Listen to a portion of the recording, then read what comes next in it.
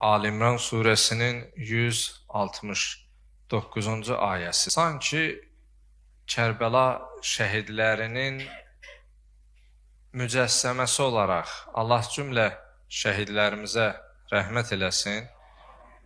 Bizim aramızda qazi qardaşlarımız da var. Allah onlara acil şifa versin və Allah əskər balalarımızı, övladlarımızı, rəşadətli ordumuzu Allah ağla gələr gəlməz xəta bəlalardan amanda saxlasın inşallah.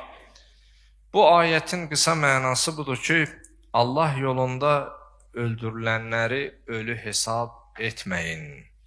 Əksinə onlar Rəblərinin, yəni Allahın yanında diridirlər və ruzilənirlər.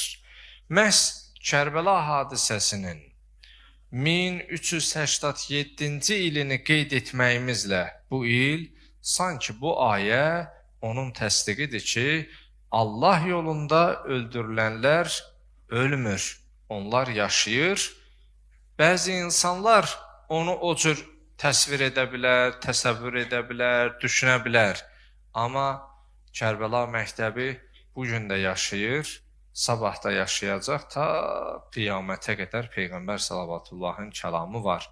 Buyurur ki, övladım İmam Hüseynin qətli ilə möminlərin qəlbində elə bir hərarət var ki, lə tabrudu ilə yevmil qiyamə. Qiyamət gününə qədər o sönməz.